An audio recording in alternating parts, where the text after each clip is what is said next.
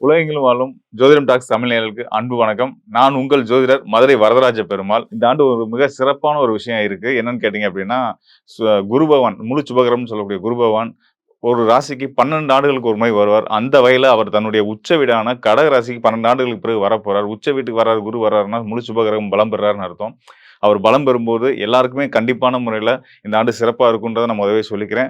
நம்ம இன்னும் துல்லியமா அ வி நம்மளோட காணொளியில ஒவ்வொரு ராசிக்கும் எப்படியான பலன்கள் இருக்க போகுது அப்படின்றத நம்ம பார்க்க போறோம். குருவோட நிலை என்னவா இருக்கு? ஏனைய கிரகங்களோட நிலைகள் உங்களுக்கு என்ன பலன்களை தரப்போறாங்க அப்படின்னு பார்க்க போறோம். கடும் உழைப்புக்கு பேர் போன ரிஷப ராசிக்காரர்களுக்கு இந்த 2026ஆம் ஆண்டு சிறப்பான ஆண்டா இருக்குன்றதுல எள்ளளவும் சந்தேகமே கிடையாது. 2 முக்கியமான காரணங்கள் இருக்கு. அசுப கிரகங்களும், சுப கிரகங்களும். பொதுவா வந்து அசுப கிரகங்கள் கெட்டதை செய்யும், சுப கிரகங்கள் நல்லதை செய்யும். இந்த வருஷம் மட்டும் வந்து பார்த்தீங்கன்னா, உங்களுக்கு அசுப கிரகங்களும் நல்லது செய்ய போகுது. கெட்டவனும் நல்லது செய்ய போறான்ற அளவுக்கு ஒரு சிறப்பான யோக காலமா இந்த 2026ஆம் ஆண்டு ரிஷபராசிக்காரர்களுக்கு அமைய போகுது. நீங்க வந்து கடுமையான உழைக்கிறீங்க. அதுக்கேத்த மதிப்பும், மரியாதையும், செல்வாக்கும் கிடைக்குதா அப்படின்னா, அதில தான் உங்களுக்கு பெரிய சிக்கலே இருக்கு. அதில தான் பெரிய வருத்தமே இருக்கு. உங்களால யார் யார் உதவி பெற்றாங்களோ, யார் யாரு மேல வந்தாங்களோ, அவங்களே வந்து உங்கள பார்த்து நீங்க எங்களுக்கு என்ன செஞ்சீங்க அப்படின்னு கேட்கிற இடத்துல தான் ரிஷபராசிக்காரர்கள் இருந்துட்டு இருப்பாங்க. அதனால நெறைய மன சங்கடங்களும் இருந்துகிட்டு இருப்பீங்க. உங்களோட தொழில் ஸ்தானத்திலுமே நீங்க செஞ்ச வேலைக்கு, நீங்க மெனக்கெட்டு செஞ்ச வேலைகளுக்கு மத்தவங்க வந்து பேரும், புகழும் வாங்கிட்டு போயிருவாங்க. உங்களுக்கான அங்கீகாரம் கிடைக்காம இருந்திருக்கும். ஸோ இதெல்லாம் இந்த 2026ஆம் ஆண்டுல மாறப்போகுது. அதுக்கு அசுபர்களான சனி, ராகுவும், சுபரான குருவும், சுக்கிரனுமே துணையா இருக்காங்க அப்படின்றது தான் இந்த ஆண்டோட சிறப்பு. இதுல இன்னொரு சிறப்பு நான் முன்னாடியே சொன்ன மாதிரி, 12 ஆண்டுகளுக்கு ஒரு முறை குரு பகவான் தன்னோட உச்ச வீடான கடக ராசிக்கு வந்து அமரப் போறார். கடக ராசியில இருக்கக்கூடிய குரு பகவான் முழு பலம் பெற்றாலே அது எந்த ராசியா இருந்தாலும் சரி, ஒரு சுப கிரகம் முழு பலத்தோட இருக்கு அப்படின்னா, அது உலகத்துக்கே நல்லது. அந்த வகையில உங்க ராசிக்கு 3ஆம் இடமான கடக ராசியில குரு பகவான் உச்சம் பெறுறது, உங்க முயற்சிகள் எல்லாமே வெற்றி ஆகும் அப்படின்றதுக்கான ஒரு பெரிய அடையாளமா இருக்கு. ஏன்னா 3ஆம் இடம் வந்து நம்மளோட முயற்சி ஸ்தானம், தைரிய ஸ்தானம், நம்மளுடைய வீரிய ஸ்தானம்னு சொல்லக்கூடிய நம்ம ஆசை, அபிலாஷைகள், விருப்பங்கள் எல்லாம் சொல்லக்கூடிய ஸ்தானம். அப்ப நீங்க என்ன ஆசைப்படுறீங்களோ, அத அடைய போறீங்கன்னு அர்த்தம். இன்னொரு விதிப்படி பார்த்தீங்கன்னா, 8ஆம் இடத்துக்குரிய குரு பகவான் 8, 11க்குரிய குரு பகவான் லாபஸ்தானம் மற்றும் வந்து 8ஆம் இடமான மறைவு ஸ்தானம், அசுபஸ்தானம். இந்த ஸ்தானத்துக்குரிய குரு பகவான் 3ஆம் இடத்துல வந்து மறையிறாரு. அப்படின்னும்போது வந்து பார்த்தீங்கன்னா, ஒரு உபஜய ஸ்தானத்துக்கு அதிபதி இன்னொரு உபஜயத்துக்கு வர்ற மாரியும், ஒரு மறைவு ஸ்தானத்து 8ஆம் இடம்ன்ற அடிப்படையில ஒரு மறைவு ஸ்தானத்துக்கு அதிபதி இன்னொரு மறைவு ஸ்தானத்துக்கு வராருன்ற அடிப்படையிலும், உங்களுக்கான யோக பலன்கள் எல்லா விதத்திலயும் சிறப்பா இருக்கும் அப்படின்றது சொல்லலாம். கெட்டவன் கெட்டிடு கிட்டிடும் ராஜயோகம்ன்ற அடிப்படையில முழு சுபகிரகமா குருவ நம்ம எடுத்துக்கிட்டாலும், உங்க ரிஷப ராசிக்கு அவர் வந்து பகை கிரகம் தான். இருந்தாலும் அவர் வந்து ஸ்தான அடிப்படையில வந்து உங்களுக்கு மறைவு ஸ்தானத்துக்கு அதிபதியா வந்து இன்னொரு மறைவு ஸ்தானம் 3ஆம் இடத்துக்கு போறதுனால, உங்க வாழ்க்கையில அனைத்து சிறப்புகளும் கிடைக்கும். என்ன மாரி அப்படின்னு கேட்டீங்கன்னா, வீடு வாங்குற முயற்சி, வீடு கட்டுற முயற்சி, திருமணம் இந்த மாரி சுபகாரியங்கள் நடக்கிறதுக்கான நடத்தணுன்ற எதிர்பார்ப்புல இருக்கவங்களுக்கான அதெல்லாம் தடை இல்லாம நடக்கிறதுக்கான விஷயங்கள் நடக்கும். அதுபோக தொழில விரிவுபடுத்துறது, வேற தொழில் ஒரு நிறுவனத்திலிருந்து இன்னொரு நிறுவனத்துக்கு போகணுன்ற ஒரு கட்டாயம் ஏற்பட்டு, வேலை இல்லாம இருக்கிறவங்களுக்கு கண்டிப்பான முறையில வேலை கிடைக்கும். அதுக்கான காரணம் என்ன அப்படின்னு கேட்டீங்கன்னா 11ஆம் இடத்துல இருக்கக்கூடிய சனி பகவான், 10ஆம் இடத்துல ராகு. ராகு 10ல இருக்கிறதே ஒரு சிறப்பு தான். உங்க ராசிக்கு 10ஆம் இடமான கும்ப ராசியில ராகு இருந்திருக்காரு. 10ல ஒரு பாவியாவது வைங்கன்னு சொல்லுவாங்க ஜோதிடத்துல. அந்த வகையில ஒரு பாவி அங்க இருக்கார். 10ஆம் இடத்துல தொழில் ஸ்தானத்துல ராகு இருக்காரு. ராகுவே வந்து உங்களுக்கு பல பல தொழில் வாய்ப்புகள ஏற்படுத்தி குடுப்பாரு. அது மட்டும் இல்லாம 11ஆம் இடம்னு சொல்லக்கூடிய லாபஸ்தானம், உபஜய ராசி, வெற்றிக்கு உதவக்கூடிய இடம். மீன ராசி. உங்க ராசிக்கு 11ஆம் இடம் மீன ராசி. அங்க சனி பகவான் வந்து இந்த ஆண்டு அமரப் போறாரு. ஸோ சனி பகவானோட நிலையுமே உங்களுக்கு சிறப்பான யோக பலன்கள குடுக்கப் போகுது. இதுல இன்னொரு சிறப்பு, கூடுதல் சிறப்பு என்னன்னு கேட்டீங்கன்னா, அந்த 11ஆம் இடத்துல இருக்கக்கூடிய சனி பகவானோட பார்வை உங்க ராசிக்கு கிடைச்சாலும் கூட, அந்த சனி பகவானுக்கு சுபத்துவ தன்மை இருக்கிறதுனால, அது வந்து அந்த பார்வை உங்கள வந்து எப்பயுமே வந்து கடுமையா உழைக்க வைக்கும். அந்த உழைப்பு மூலியமா உங்களுக்கு மரியாதை தேடிக் குடுக்கும். எப்படி சனி பகவான் சுபத்துவ தன்மை பெறுறார் அப்படின்ற ஒரு கேள்வி வரும். சனி பகவான் அமரக்கூடிய வீடு வந்து மீன ராசி. அந்த மீன ராசியில இருக்கக்கூடிய சனி பகவானுக்கு, அந்த மீன ராசியினுடைய அதிபதியான முழு சுபகிரகமான குரு உச்ச பலம் பெற்று தன்னோட 9ஆம் பார்வைய அங்க குடுக்கப் போறாரு. சனி பகவானுக்கு குடுக்கப் போறாரு. ஸோ அப்ப எவ்வளவு பரிசுத்துவ தன்மைய வந்து அந்த 11ஆம் இடம் அடையப் போகுதுன்றத பார்த்துக்கங்க. அவ்வளோ ஒரு பாசிட்டிவிட்டிய வந்து நீங்க வாழ்க்கையில அனுபவிக்க போறீங்க. இதுநாள் வரைக்கும் இருந்த இருள், அதாவது என்ன செய்யணுன்ற ஒரு கிளாரிட்டி இல்லாம இருந்தவங்களுக்கு, இதுதான் நம்ம வாழ்க்கைக்கான பாதை.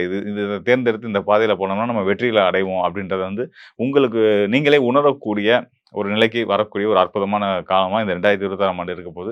எல்லா வகையிலயும் இந்த 2026ஆம் ஆண்டு உங்க அனைத்து முயற்சிகளுக்கும் வெற்றிய குடுக்கும் அப்படின்றத சொல்லிக்கிறேன்.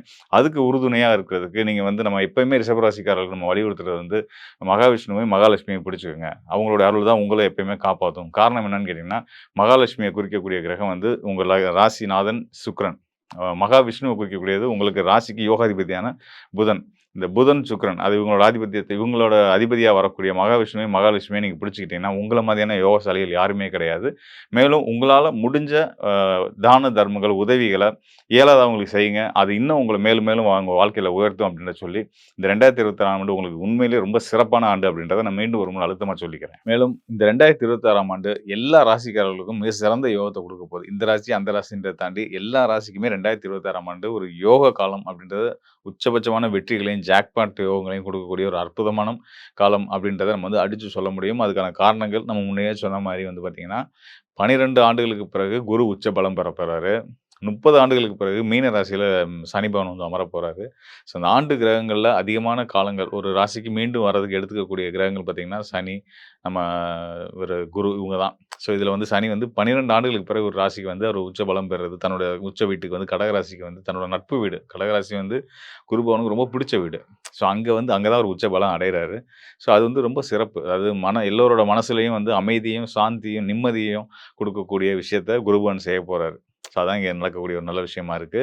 இந்த குரு பகவான் வந்து நம்ம தனிப்பட்ட ஜாதகம், தனிப்பட்ட நபர்கள் அப்படின்றத தாண்டி உலகளாவிய அளவிலேயே வந்து பார்த்தீங்கன்னா, நாடுகளுக்குள்ள இருக்கக்கூடிய பதட்டங்கள், சங்கடங்கள் இதெல்லாம் தீர்க்கப் போறாரு. அது மட்டும் இல்லாம இயற்கை சீற்றங்கள், பேரிடர்கள் இதனால வந்து நெறைய பேர் துன்பப்பட்டுட்டு இருப்பாங்க, கஷ்டப்பட்டுட்டு இருப்பாங்க. வறுமையினால கூட சில நாடுகள்ல வந்து சிக்கல்கள், பிரச்சனைகள்லாம் இருந்துட்டு இருக்கு இல்லையா? அது எல்லாமே கூட மாறக்கூடிய ஒரு அற்புதமான ஆண்டு இந்த 2026ஆம் ஆண்டு.